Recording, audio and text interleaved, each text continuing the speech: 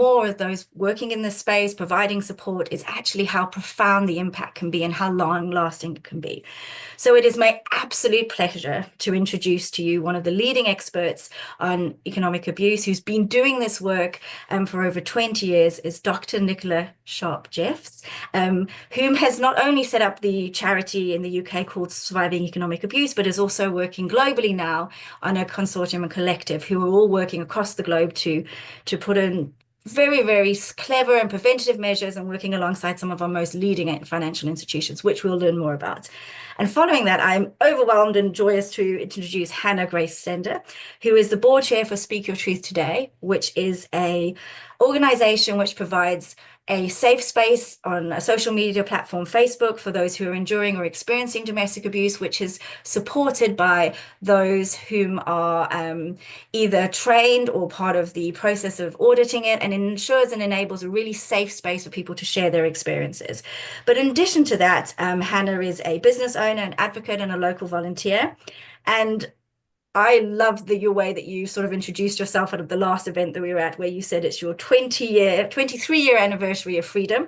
And you've been sharing your experience as a survivor since then. And, you know, for all of us who have heard your experience, thank you so much. And for sort of a pre-thank you for everyone who will get the opportunity to hear from you today. So I know this is a pressing issue.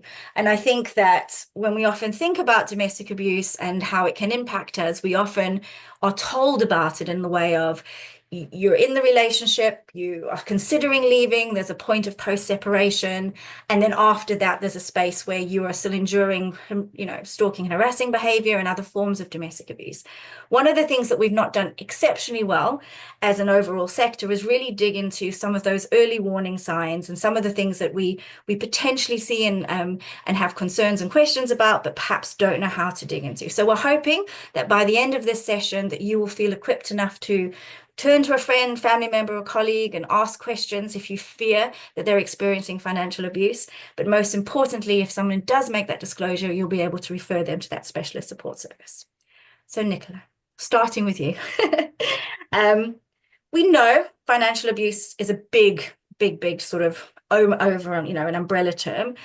And it's perhaps not easy to sort of put this in quite succinctly, but what would you say, from your experience, are some of the common forms of financial abuse, which can happen in the early stage of a relationship or even continue through to post-separation?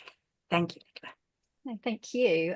It's a great opportunity to share more about this form of abuse, which I think is very under-recognised, but to your point is so key to a victim survivor leaving and being able to move forward with their life. But as you say, Lindsay, it is a form of coercive and controlling behaviour.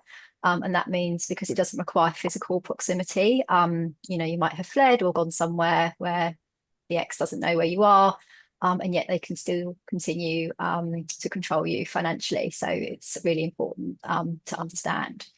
In terms of what it looks like in practice, either at the beginning of a relationship, during or afterwards, usually there's kind of three different types of control. So the first might be restriction. So that's when somebody might be restricted from accessing a bank account, for example, or accessing money, or accessing information about financial products that might be in their name more broadly, or information about kind of the financial well-being of the household. So finances might be kept very secret. And that form of restriction usually leads to some kind of dependency. So it might mean if you can't access, you know, a bank account, for example, you know, you can't, you know, buy a train ticket, you know, to go and see a friend or family member, or you can't buy food when you need it. The other form of control that we see is exploitation. And this is probably less common, but probably less known, but I would say probably more common actually as women become financially more independent, because obviously restriction was easier when women didn't have their own means, for example, when they didn't go to work, and that's changed in the last couple of generations. But by exploitation, we basically mean sort of abusers kind of freeloading, or in my own language, refusing to contribute. So this might be, you know, someone who has their own job, but they refuse to contribute to the household. So the victim survivor is kind of left with all the bills. So, you know, that might be paying the mortgage or the rent on the property. They might be paying all the bills. They might be paying for the childcare. They might be, you know, paying for the food, etc. And that means that they very quickly run out of money themselves, and or they might have to get into debt in order to kind of meet the abuser's needs. And quite often in that scenario, we see the abuser demanding a certain kind of lifestyle. So they want the best of everything, you know, the best clothes, the best food, the best everything. So that could be really difficult. And I know victims and survivors who, as well as having to kind of get into debt in order to meet those needs, you know, have been working multiple jobs and are absolutely exhausted as well. So that doesn't create dependency, but it creates instability. So through restriction, you might not have £100 in your bank account to flee.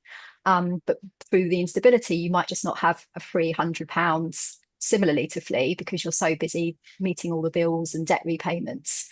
You don't have that disposable income. So whilst it looks slightly different, the impact is the same. And then we see sabotage, and this is another sort of way of draining the victim survivor's financial resources. So this might be, you know, destroying the television, destroying a mobile phone that needs to be replaced.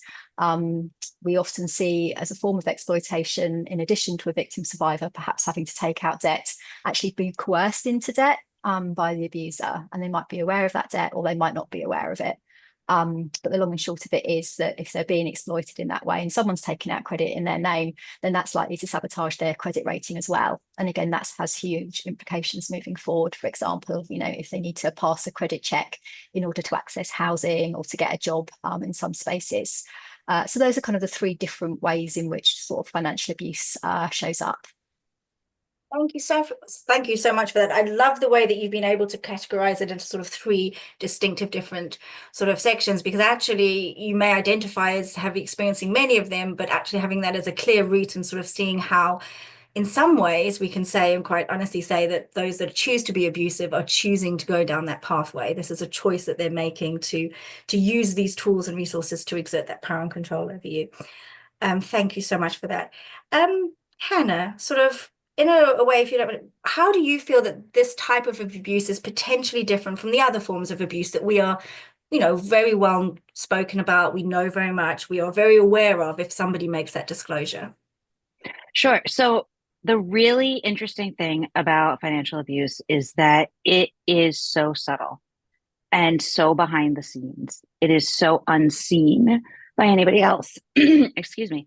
You're not going to hear, you know, an abuser commenting in public about something, or you're not going to see them physically harm somebody. And so it's something that happens behind closed doors where it is so quiet and it sneaks up, and they can slowly and methodically take control of your financial life to the point where you do not have any resources to leave or any way to move.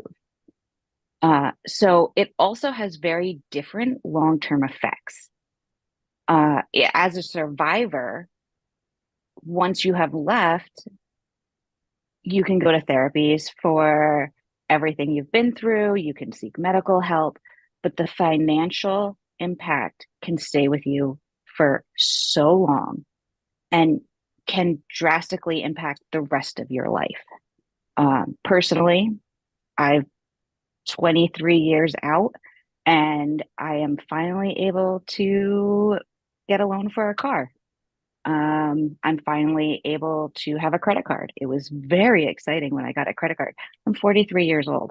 I shouldn't have had to wait 23 years to get these things, but I had to file for bankruptcy at 22, just to get out of the debt that I was placed in. And I was unable to get my credit score to a point where I could continue living my life. And this impact was continuously dragging me down and continuously causing triggers. Anytime I tried to do anything with my life, I'm now triggered that this experience happened in my past. And so it shows up in very different ways, and it may prevent you from experiencing life, even functioning in life in a much different way. Yeah, and thank you so much for sharing so much about Yeah. your own experience. I think it sort of falls in some ways back to that core question of how often and how comfortable do we as individuals feel about talking about money? And how do we broach those subjects with those closest to us? What are your thoughts on that, Nicola? I talk about financial abuse being a double taboo, actually, because we don't talk about abuse as a society and we don't talk about money. So, when was the last time you sort of compared your salary, with your friends when you were, out for a drink in an evening? It's intensely private. And I think because of that, we don't talk about finances generally, but we also don't talk about how we would manage them. So whether or not something is controlled, we don't have many reference points, I guess. So as you say, I think it's so important that we, speak openly about these issues. And there are some great opportunities. Certainly, when I've spoken to employers in the past, you can find a hook for a conversation. Potentially, if your employee is going on maternity leave, you can say, so, you'll be on maternity pay. Have you had a think about how that will work in practice? Have you spoken to your partner? Do you have a plan? And that might be an opportunity to kind of start a conversation, which might lead you to recognize that something's wrong, and to kind of gently broach that. Or it might create a space for your employee to actually say to you, well, this is the situation I'm in. So creating those spaces, and something that an academic called Professor Liz Kelly talks about all the time, which I love, is creating that invitation to tell is just so important, because we know a lot of victim survivors just want someone to ask the question. I love that.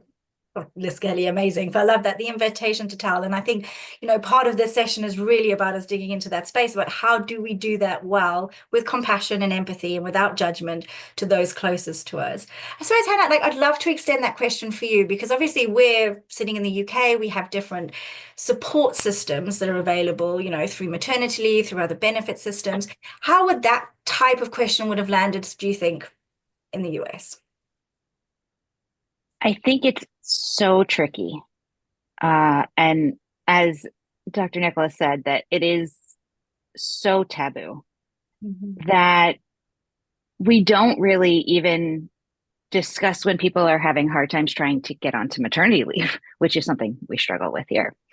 And so to find those spaces where it's okay to talk about your finances is so tricky. I'm trying to think of a good place where that could be a conversation. And I think it would have to be in a setting where it's almost a friend to friend, where you're, say you're a friend and you're watching somebody try to pay for something and their card's getting declined and they don't know why. And they can't figure it out. And the friend can then broach, hey, let's talk about this. What's going on? Is there something we can do? Do you have access to this? Can we work out a situation? And from there, it allows them the safe space to have that conversation. But I think from the employer standpoint, I'm not sure that we're at a spot, especially in this area of the United States, where it would be a comfortable conversation. It would have to be an employer that was very close with their employee. Interesting. Thank you for that. Before we move sort of on to the next couple of questions that I have for you both, can we just spend a minute and loop back to something that you said, Hannah, about how subtle financial abuse sort of creeps in to the relationship? And, let's really sort of unpick sort of what that looks like in those early stages. What is sort of your view, in a way, Nicola, of what those that you've worked with have said are some of those early behaviors that the abuser may choose? And then I'll extend the question to you. Yeah, I think it's quite often framed as caring behavior. So it might be that someone says to you, you're so busy, why don't I manage the finances? It will be one less job for you. Or it might be something along the lines of, and it might start playing into kind of stereotypes within society. Oh, in a heterosexual relationship, for example, and in most societies, sort of men kind of hold the money anyway, and are generally thought to be better at finances. So it might be something along the lines of, well, actually, I'm better at managing the money than you. So, why don't you leave it to me? Or it can play into sort of stereotypes around motherhood. So again, you don't need to go back to work. I can provide for all of us. Wouldn't you rather stay at home with the children? Don't you think you'd be a better mum if you gave them all your time and didn't leave them, with a nanny? So, lots of ways to make it feel as if you're sort of being cared for, looked after, and that you're kind of doing the right thing. So it might not be until, you know, you realize that perhaps you're in a situation where you want to leave, that you suddenly realize, actually, I don't know how much money is in the joint bank account. I don't know whose name the car insurance is in. You know, I don't have any information to know what my situation would look like if I did flee. Really interesting. Sort of, what are your thoughts on that, Hannah? So I completely agree. Personally, mine was a little different. Um, my abuser started physically abusing me the second I ended up running away from home and moving in with him. And the emotional abuse followed quickly after. I turned 18 while I was in that situation. And in the States, that's when you start getting all of the credit card applications. And he filled out every single one of them and forced me physically to sign them, and then had me call and put him on as a joint card holder for every single one of them. And then he took my cards away and then racked up the debt. He would take us on a random trip to Florida and pay for Disney World and take us out to eat and buy a car. And he just spent and spent and spent. At the same time, I was not allowed to have a job. Our checking account was only in his name. And by the end, he was hiding our only wallet from me. So I had no access to even $1 of my own. But that's over 2 years of slowly working away. When we first started dating, he would just constantly ask me for money. Oh, can you give me $20? Oh, can you give me $10? Oh, I need a little bit of money for this. Oh, I need a little bit of money for that.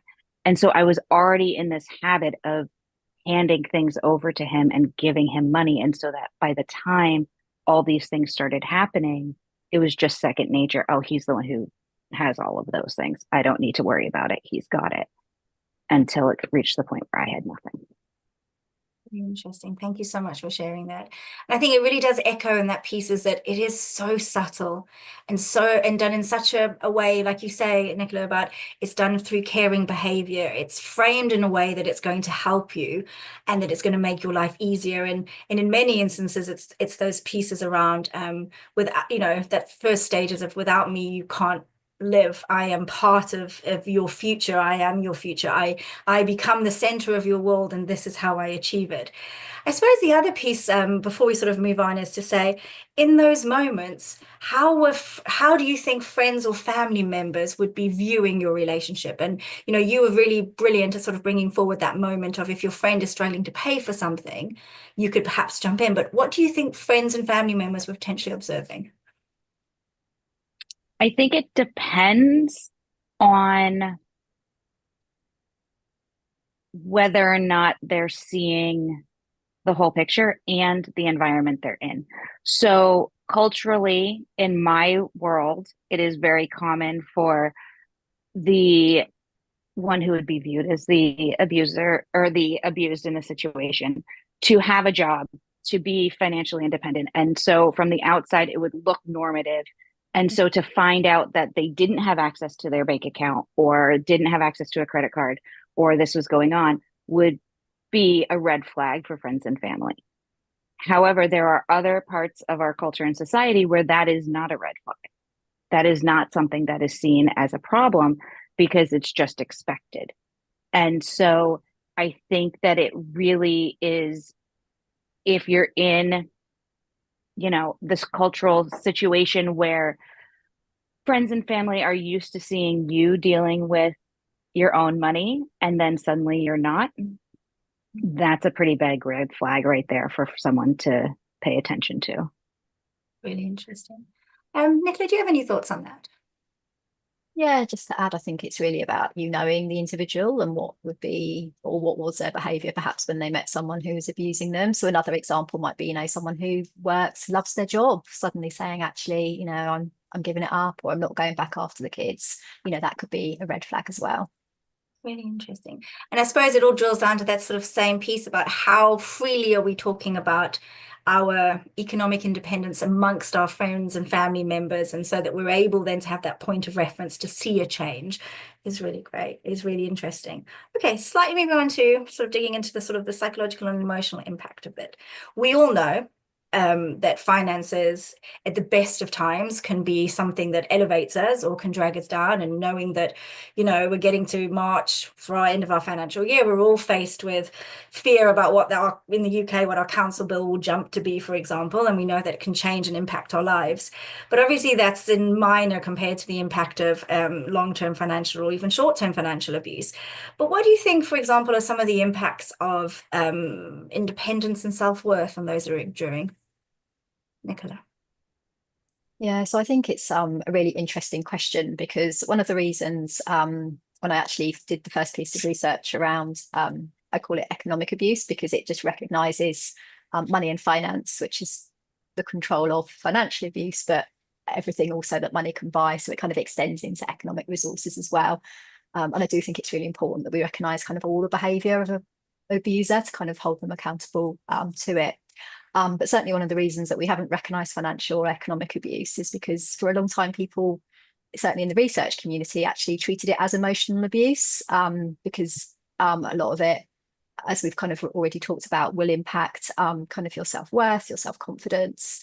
And it also creates real fear. So again, I know victim survivors, who have struggle to meet their most basic needs. And if you think about kind of living in a situation day to day where you're terrified if you're going to have enough food for yourselves and your children, you're going to have enough heat to stay warm, whether or not you're going to be allowed to take a shower, all of these things really, create a fear of how you're going to survive, I guess. Which then obviously kind of impacts your confidence and your self-worth. And I'm always struck when I speak to victims and survivors how they talk about financial abuse and self-worth together, kind of using that word worth in different ways, like how much something's worth, and or how much you feel yourself worthy. So yeah, it's I wouldn't usually, I haven't or have, I would think it was rare to see kind of financial abuse happening without emotional abuse alongside. Certainly it would be more sort of kind of the romance scam kind of end of the continuum, where someone's very deliberately out to take control of your finances, I guess. And I think also it can make you feel stupid. I think, again, and I'm not saying we shouldn't, but you enter into a relationship with someone and you want to be able to trust them. Of course you do. You don't want to be questioning their motives behind offering caring behavior to you. That's not the way any of us would want to go into a relationship. And so I think sometimes to give your trust is not the wrong thing to do. And yeah, I think a lot of people feel really stupid that they did do that retrospectively. So I guess it's just trying to find sort of a happy medium, where you can just kind of, I guess, be aware of the power of money, kind of test a few things out, I guess, to kind of work out whether or not, someone is seeking to control you in that way, or not. Perhaps as, something that we think about or talk about in the same way we might do, marriage plans or children plans or things like that, really. So yeah, I think the issues are so intertwined. It's hard to speak about, one and not the other. No, I would agree with that. And I think it sort of falls into that space that we do live, many of us, and probably all of us would be fair to say that we live in a world where having money implies a lot of sort of self-worth and value. Not having access to money has a whole host of connotations to it, which you have to battle through at the same time as experiencing economic abuse, financial control. So sort of jumping to you, Hannah, in a way, what would you say are sort of the long-term effects on your mental health with regards to financial and economic abuse, sort of at the point of separation, and then how it can, you've been so open about how it's continued to follow you through your life. Yeah, and I was just going to add to what I had said previously about the feeling of, excuse me, being a 23 years out and still suffering from the effects of that abuse. Now, granted, we have come a long way in that time. When I left my abuser, We had where I am right now in the US, we had no form or even definition of what financial abuse was. There was no way to even categorize it. And something I've been thinking about while thinking about this topic is the fact that even today we don't a ton around it. And there is no way to get a financial institution to not go after a victim slash survivor of this sort of abuse when they're looking for their money.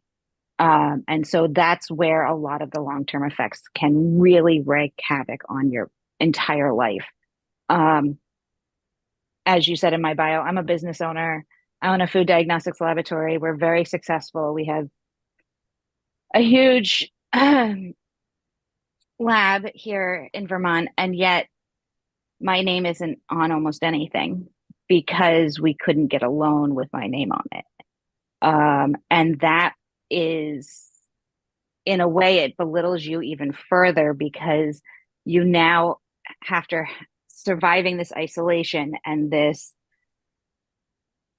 lack of ability to be financially independent, now you can't even find that self-worth again to continue your life and start finding your inner strength, because every single time you turn around, you're reminded that you're not good enough because of what you went through. So for me, it's been a major issue. And I want to add to what Nicholas said. I have a partner now for the last 17 years. One of the first conversations we've had was, we will never have all shared money. Mm-hmm. We will always have our own personal bank accounts, and then we will have a joint account. And that way we can pay for things and we can put that money in if we choose to.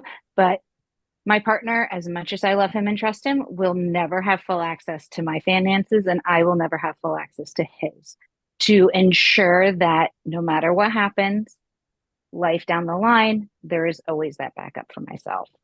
And that is something that I learned the hard way, is never put all your eggs in one basket. It's really great advice about starting a relationship and having that open conversation, and how you can have those conversations if you feel safe to do so. And I think that becomes that testing point for yourself as well. If you feel unsafe and this conversation could escalate into something else, then there's obviously other stuff going on there, and sort of access to support around that. But you did mention something in what you said about, even if you were able to speak to that financial institution and gain someone's ear for them to have a level of empathy towards your experience, you didn't feel that anything would have changed. And I know for you, Nicola, like, I've watched in admiration the work that you've done alongside many of the UK and global institutions about changing that internally and through their policies and procedures. Please tell us a little about the work that you and your team have been doing over the past 20 years. Yeah, well, I think it goes back to what Hannah was saying about context, which is just so important. So in 2016, I did something called a Churchill Fellowship, which meant I could go and kind of look at best practice in different parts of the world. And I was like blown away by what was happening in Australia. And in many ways in the UK, we followed suit. So banks, financial institutions are really aware of this issue now, in a way, certainly, that they weren't in 2006 when I first started to have conversations with victims and survivors. Back then, if they moved into refuge accommodation, so shelter, the bank wouldn't accept their secret address, for example. They wouldn't remove one party from a joint bank account without the other party's consent. It was a real brick wall, actually. So thinking how far we've come is pretty incredible. That's not to say that we haven't got a long way to go, because we do. But two things have kind of really helped in the UK context. I think the first was that in 2017, our Prime Minister back then, Theresa May, wanted to launch landmark legislation around domestic abuse. And so I'd just founded the charity Surviving Economic Abuse at the time, and influenced government to both recognise economic abuse within the definition of domestic abuse within the Act and also define it. And that was hugely important because it kind of led to a whole, level of awareness that didn't really exist before. And it also gave victim survivors terminology, because of course they knew that control of money resources more broadly was wrong, but they didn't really have the words to go to the bank and tell them what was happening. There was kind of no way of kind of naming it. So I think that in and of itself was important.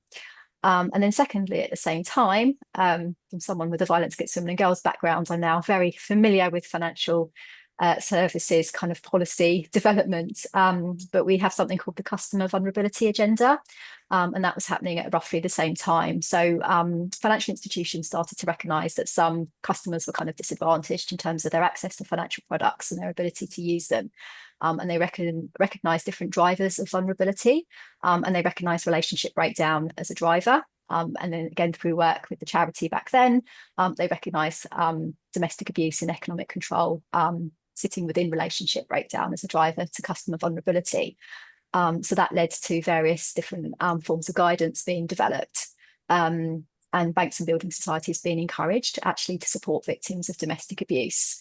And in particular, in 2018, UK Finance, which is our membership body for banks in the UK, developed a voluntary code of conduct, which has now been signed up to by 29 banks, which covers 39 different brands.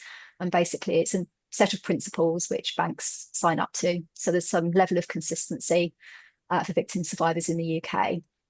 So the really best practice, an example here would be Lloyds Banking Group, which is kind of the biggest financial provider of services in the UK. I think 1 in 4 of us have a product with Lloyds Banking Group. They have a specialist financial and domestic abuse team. So they actually have a team of around 30 specialists who exist to support customers who experience domestic abuse, which, was kind of always my dream when I set up the charity. So, I always laughed because they got a little bit bigger than the charity did, certainly by the time that I had moved into the international space. But, they do accept, refuge addresses now. They will remove one party without the other's consent where they see ongoing control. They do train their staff around financial abuse. They do recognise coerced debt. So, to Hannah's point, one of the things that I found when I moved into this space was that my passion for the work came from the sense of injustice that I felt for victims and survivors. To Hannah's point, decades later, still paying debt back, still having damaged credit ratings. It was just wrong because the quality of life, their ability to meet or realise their potential had been absolutely compromised. And so banks now actually recognise the term coerced debt. A lot of them will actually write off survivors' debts so that they don't have to spend, months paying that money back. They don't have to have that monthly reminder every time that payment is taken out their bank account of what happened to them. It does give them an opportunity to start afresh. So as I said, we've still got a long way to go. But again, the fact that we're having that conversation, HSBC, a global brand, which I'm sure lots of people will recognise, actually launched a public awareness campaign around this. So again, we're having those conversations where we need to be having them. And that makes a huge difference. I know victims and survivors were blown away when they saw messages around financial control just kind of out there, in society, and us talking about it. I can echo that. When I first saw that billboard of HSBCs, when they were literally, if you have a look for them through their campaigns, you saw it on the tube, you saw it everywhere here in the UK. It was about a person being controlled with strings in a hand, and it was so powerful in its imagery and so striking, and knowing that their response was so vividly, or was there, and like you say, it was a huge turning point. Congratulations for all the work you did on the domestic abuse. Well, I mean, I do know that visits to the financial abuse pages of their website. So again, that's something that banks all who are signed up to the financial abuse code, have to do. They have to provide information about what they will do on their website. But certainly after that HSBC campaign, there was a 1,400% increase in terms of numbers of people visiting those pages. So it really demonstrates, just how raising an awareness of an issue, can lead victims and survivors, to feel that there will be something that's done. I know certainly, again, through my research, a lot of, people didn't want to go to the bank because they did feel a bit silly, or they didn't think the bank could do anything. But, it's back to that invitation to tell piece. It's like, yeah, this is what we do, feel confident to come to us and tell us what's happening. It's interesting. Sorry. Go ahead. Go, jump in. Go. I just wanted to add that I am jealous of the UK right now. I wish that the US had anything close to that. each state regulates its own laws around abuse. And it made the news 6 months ago that Vermont had its first initiative and project put on by a bunch of our domestic violence organizations and one bank that was going to be putting up $100,000 to help those dealing with financial abuse. So from financial courses on responsibility to paying for, deposit and first month's rent, to working with the banks to try and fix your situation. All of those things are just barely happening here like 6 months ago. And we're one of the more progressive states when it comes to that. We have pretty good laws compared to the rest of the country. So if we're like just barely getting there, I'm so jealous. Well, That is not even. I was going to say it can happen quite quickly. So the fact that people are starting to do things sounds really encouraging to me. And, show them what we're doing, tell them what happens in Australia, because I think it gives them confidence as well. Because, let's bear in mind, they've never done this. They find it quite scary. They don't want to make it worse. They want to do the right thing. So I think to be able to demonstrate where it's been done well can help build that confidence to do even better. Thank you both. That was really interesting. We have some brilliant questions coming through, so I'll do my best to answer them as we sort of feed through. But I just want to really just hone into that point that both of you have made in a way throughout this, and that in order to ask for help around any form of economic or financial abuse, you have to raise your hand and in some ways face a whole heap of additional shame and barriers that sort of come to play. One of the questions that have come up through sort of here is that how do you start that conversation with a friend or a family member about financial independence? How do you frame that in a way that you can sort of dig into with those that are closest to you? Hannah, do you want to have a go at answering that first? I'm trying to think about the best way to say this, and I want to make sure that I'm thoughtful in my answer. So, as Dr. Nicholas said, you have to know your person. You have to know who you're speaking to, and the way that conversation would best suit that personality to start with. You also have to make sure that conversation is being held in a private, safe space where the other partner is not available, which is sometimes the hardest part of the whole conversation when it comes to any form of abuse, is to start that conversation there. But I think it would be I would almost go with, are you good with that? Are you comfortable with them having this? Are you comfortable with the fact that you're not working? Is that good for you? Does that make you happy?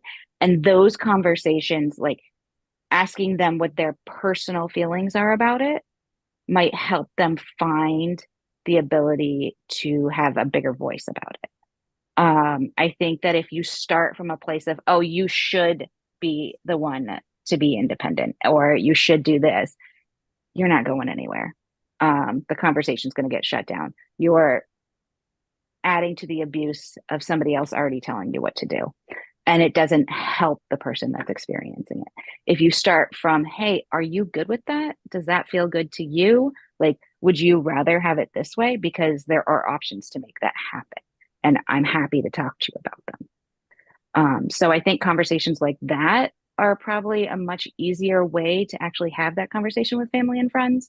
But again, it's also being open about your own financial situation. So if you start talking about yourself and what you're experiencing, even if it isn't abuse, like, oh man, I'm having such a hard time getting this bill paid, or, this medical bill is, you guys don't have that, but this medical bill is making us crazy, and, or taxes, whatever it is. I think talking about yourself leaves room for somebody else to be able to come in and talk about their own issues as well.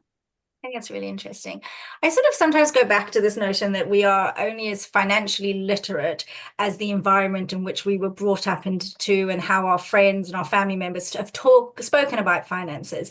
For example, if you have a family that have spoken a lot about investments or pensions or, property purchasing and know the ins and outs of it, you are probably in a space where you know more than the average person. And so how do we sort of challenge that in a way, Nicola? I mean, I think it goes back to, some of these common stereotypes about, perhaps girls not being good at maths and money and finances and, letting the boys look after it. So, I think something about, really encouraging girls from a young age, to be interested in, figures, I guess, numbers.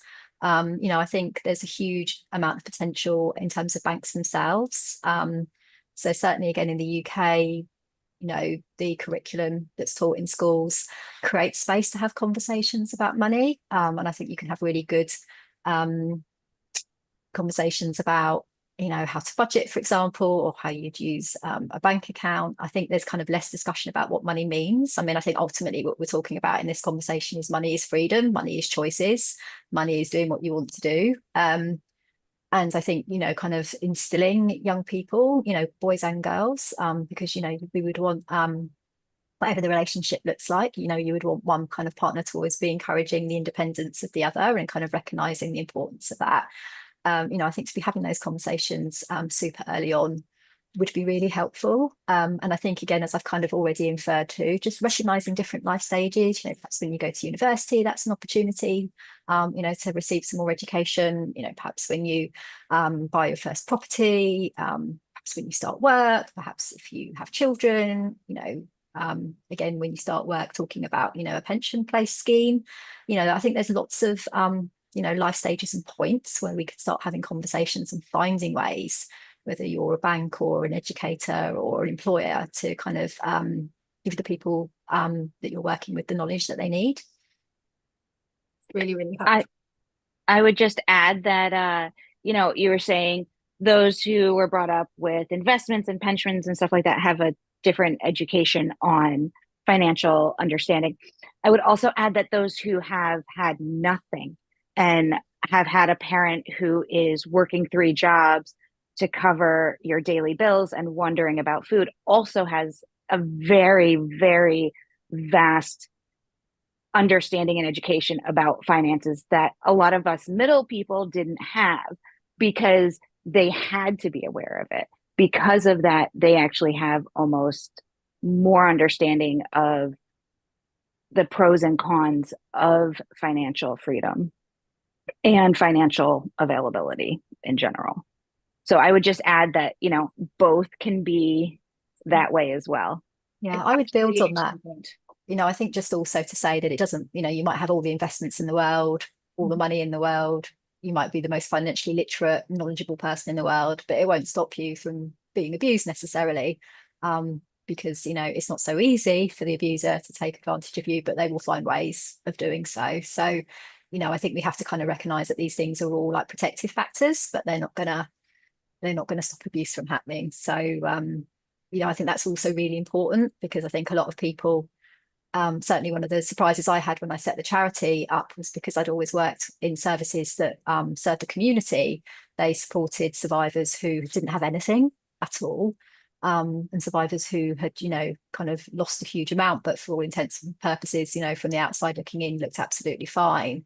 There was even more stigma in some ways about having those conversations, because, it was a bit like, well, how could this have happened? I totally agree with everything you've both said, and thank you so much for reiterating that. I think we were quite fortunate to work with Caroline on our Survivor's Guide last year, and she came to us to do this piece of work because she had said that when, she had a significant amount of financial means, and it was her partner who was actually draining her of her own fancy. She had businesses, she had a persona that said that she was an absolute, in control. And when it came to asking for help and support, she struggled to find where was the right place for her, and how do I access support, because I don't in their own admission, look like what I would think a usual survivor or victim survivor of domestic abuse is. And so in a way, it's enabling us to think wider and really reiterate into that point that any one of us at any point in our life could be a victim, regardless of our age, gender, identity, gender, or sexuality, and obviously our economic and immigration status. So it really sort of drills into that. I suppose, we have a little bit of time left. We've had some interesting questions come through about how you really approach the question about becoming financially independent, and what happens if you feel that your partner is financially dependent on you. How do you and how can you start to find ways and navigate ways to safety, for lack of a better term? Nicole, do you want to have a go answering that question? Then I'll ask Hannah if you want to add to that. Yeah, I mean, I think it is really difficult because I don't think there's any one way of managing money, doing things. I think, kind of back to how you would talk to an individual who's experiencing economic abuse. I think even just to have a conversation with your partner generally, is, as we've already kind of noted, not necessarily a common thing to do. I think to a certain amount, it's kind of what you feel comfortable with. I mean, it might be, we might see role reversals where, very traditionally women have stayed at home, the men have looked after them. There's nothing to say that men can't be staying at home and women could be looking after them, as long as they're doing the housework and, kind of pulling their weight. So I think it's that give and take piece, isn't it? It's what makes you happy in a relationship. If you want to have a conversation because you're not happy that perhaps, someone isn't working or isn't contributing, can you have that conversation? Are you fearful to have that conversation? If you are, that suggests, as you've already acknowledged, Lindsay, that there's something else going on anyway. So for me, it's about kind of, feeling safe in the relationship that you're in to have whatever conversation you want. And sometimes we might not understand people's choices, but as long as they're, they're happy with them and they don't feel fearful or scared, then, as I said, I just don't think there's one way. I think, we just have to get used to having the conversations. And a massive flag would be, being fearful or scared of having them.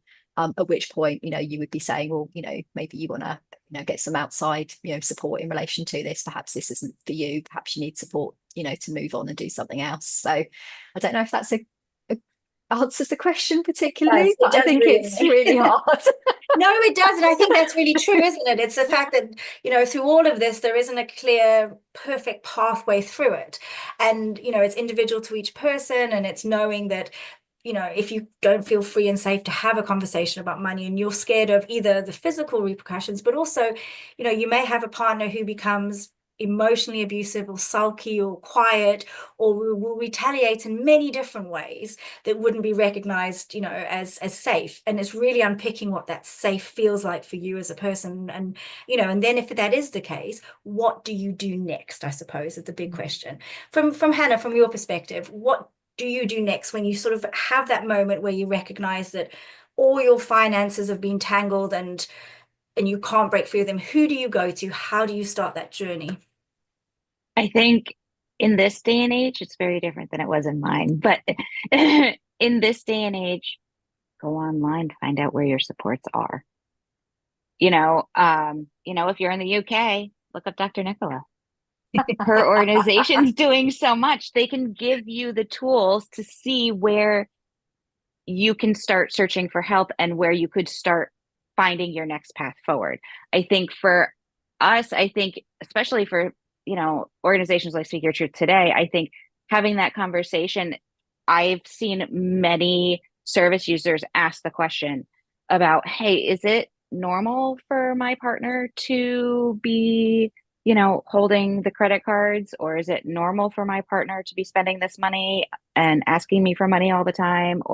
And watching that feedback come back of, hey, this is actually a sign of coercion. Let's get you steps to help safeguard your life. And what steps can we take? What financial organizations can we go to that could maybe set up a new bank account for you where you could start funneling some things in? So reaching out to friends, family, reaching out to any supports you can find, any organization where they can help you identify whether or not this feels not right to you. What are the next steps you can take? Usually it's starting from, okay, let's pretend the back's not happening for a second and focus on moving forward. Can we at least put $25 in a new bank account? And that way that's there and you can start building from there and then work on dealing with what's happening behind you. Interesting.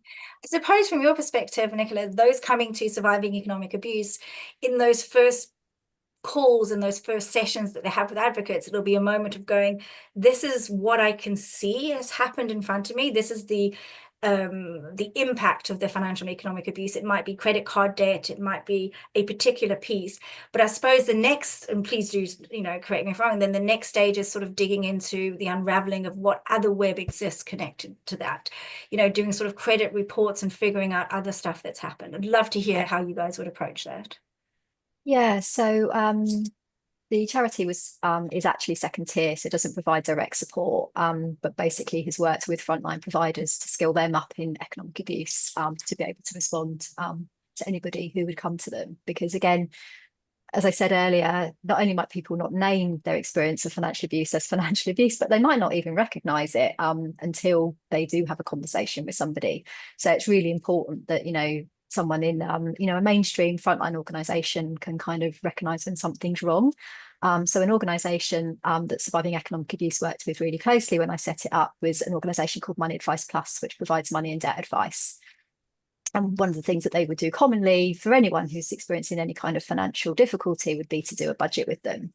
If that person can't answer the questions like, I don't know what my rent is, I don't know what the household income is, and or can fill all those things in, but actually says that there's still no money left at the end of the month, it starts to kind of raise red flags for that advisor as well. So that, that kind of identification piece can be really helpful. And I think sort of money and debt advice, I think it's called counselling services in the US. I think they can be great kind of stakeholders in the response here. In terms of creating economic safety, there's kind of two main rules. So the first is to be able to kind of maximize someone's access to income. And again, that's what someone in a money and debt advice organization would do naturally. And again, in the UK, it's a little bit different, but if you're not working, can you access benefits? Are there other sources of income? How can we build up your access to financial resources? And then the second most important piece is what we call the delinking from the abuser. So where you've got joint financial products, that can be really tricky. And that can be another way, certainly post-separation, where, an abuser can continue that control through that joint product. So while certainly in terms of, joint bank accounts, we have a situation now where one party can be removed without the other's consent. There are issues, for example, around sort of joint housing loans or mortgages because it's secured debt, which is a lot more problematic and requires all sorts of responses in all sorts of places. And we're not kind of there yet. And then we kind of see the abuse continuing. So an example with a mortgage that we see a lot is an abuser like refusing to pay the mortgage. Perhaps the survivor's moved out, but the abuser's still in the house and the survivor's still paying the mortgage because they don't want it to impact negatively the credit rating. But then the mortgage term ends in terms of the interest rate. They refuse to agree to a new term or a new interest rate. So then the debt repayments, become more.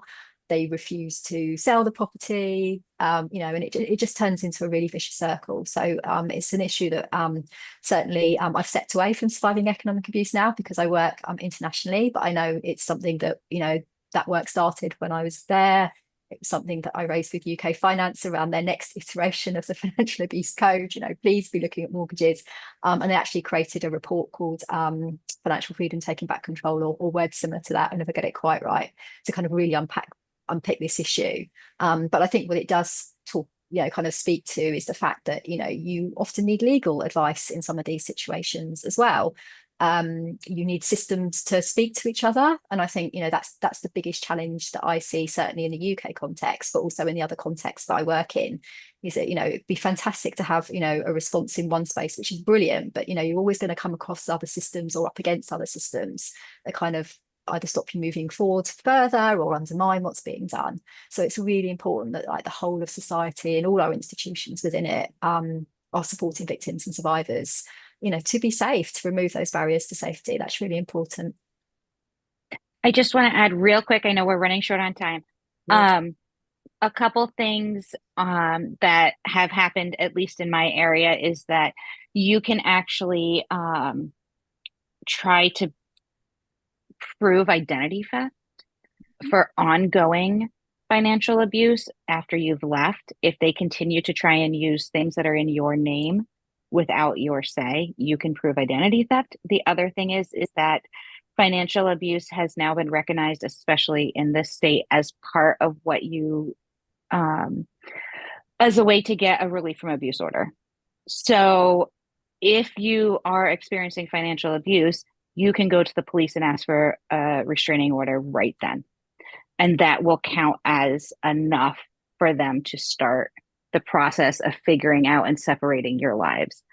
So that can help you from that moment when you recognize, if you say, okay, well, I've realized that this is happening and I'm out. Then if you go to the police, even though they can't file a criminal charge for financial abuse yet, they can make it as a reason for a restraining order. So that can help you then start the process of separating. That is so good to know. Thank you so much for sharing that. Like you said, we have a couple of minutes left, which is really sad because I could carry on chatting to you both for ages. There's so many questions. But I suppose the piece that I'm always keen to leave everybody with is, what would be your message to a friend, family member, or somebody close to those who you assume or suspect is experiencing abuse? What would you say to them to encourage them to ask the questions?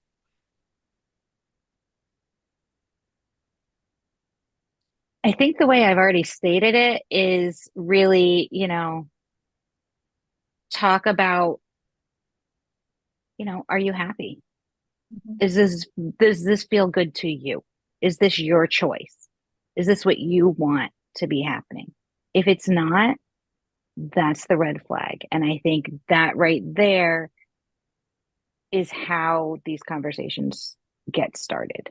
And I think if you don't ask somebody for their own feelings, because they might not have been asked what their own feelings are on something in a very long time, they're pretty isolated at that point, and the only person that's been telling them anything is telling them exactly what they think and exactly what they feel.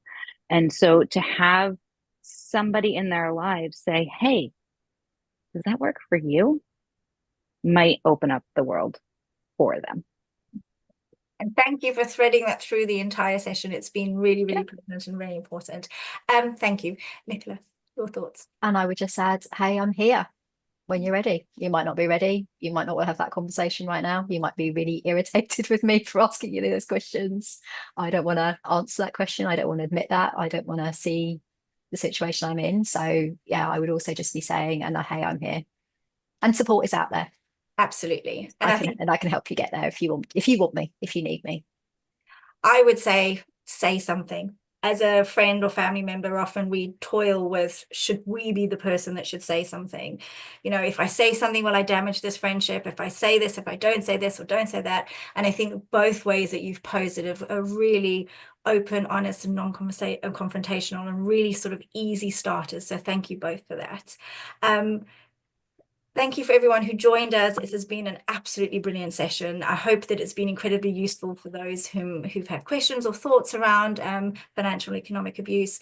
I want to give you both just a lasting moment if there's anything you would like to add or share about resources or tools that you think would be useful. And then a massive thank you both for sharing so much of your time. And the light has destroyed me again. I battle the sun when we do these. It always happens at the time when it's either totally takes it away or blinds me. So if I randomly have a hand up, you can see my face again. So thank you both, and thank you from all of us who've listened. But yes, I'll leave you guys with those lasting points. If you want to start. Can I jump in? Because I thought my laptop was plugged in and apparently it isn't. If you heard a sound, that was because the battery just went into saver mode. So if you're in the UK, certainly I'd suggest checking out the Surviving Economic Abuse website, because there's resources there, both for victims and survivors, but also friends and family to support, and also a professional if you're in that space. And in the international space now, there is something called the International Coalition Against Economic Abuse. And I think there's a really important piece around that kind of learning across countries, but also starting to address, some of the issues, perhaps when, your ex-partner and the kids are in a different country, or you're in a different country with the kids and you're trying to sort something out like child maintenance, for example. So that's kind of a space to have those conversations if your situation's a bit more complicated. So much. I would agree with all of that. I would also add, you know, a lot of financial institutions, even in the US, who might legally at the end of the day say it's still your responsibility, are also there to help you. And if you are able to find an ear, being able to even just set up your own account, even for $5, is a great step because it at least gives you a foothold. And so I always say, you know, search for the resources, find the people who can help you. But also, if you are ready to take that step and set up a bank account that they don't know about. Thank you. Great way to end this incredible session. For everyone else who's joined us, we're back again in 2 weeks. You can always find more about our Global Dialogue series either via the link that you've already signed in to access this, or we are uploading them all to YouTube, and share as you will. And if you have any thoughts or ideas of other topics that you'd like us to touch on or to discuss, please reach out to us at info@knowmore.org. And thank you again for joining us.